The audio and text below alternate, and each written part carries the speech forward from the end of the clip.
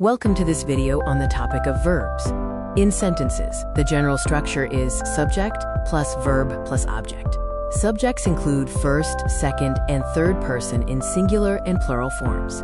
A verb expresses an action, an occurrence, or a state of being. We can categorize verbs into action verbs like run, jump, and eat. Linking verbs, also called be forms, describe a condition.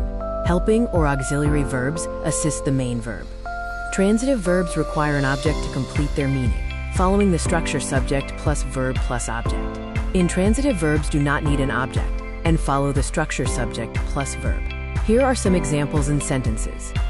Modal verbs are auxiliary verbs that express ability, possibility, permission, or necessity, such as can, could, or must.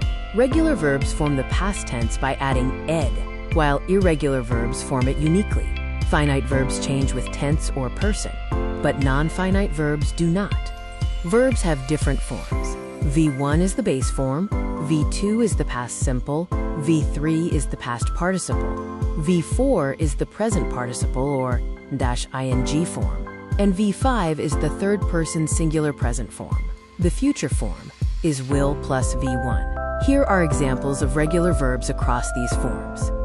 This table illustrates the 5 forms of several irregular verbs, from the V1 base form to the V5 third-person singular present form. Here are more examples of irregular verbs showing their V1, V2, V3, V4, and V5 forms. Here is a list of important verbs to remember based on tense. The bottom section shows the present and past forms of modal and auxiliary verbs for direct and indirect speech. Now let's test your knowledge with some practice questions. Question 1 asks for the correct past participle of break. Question 2 asks you to identify the transitive verb in the given sentence. Question 3 asks you to choose the sentence that contains an intransitive verb.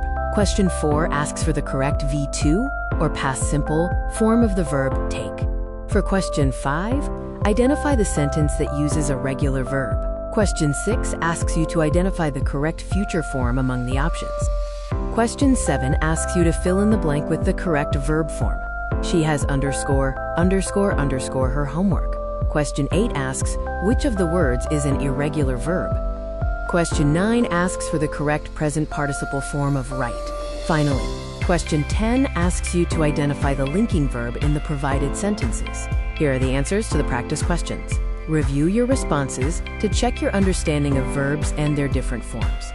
This chart illustrates the difference between action and non-action verbs in relation to the present perfect continuous and present perfect tenses, particularly concerning the duration from a past point up to now, using since and for. The next video will cover tenses, offering a simple way to identify them.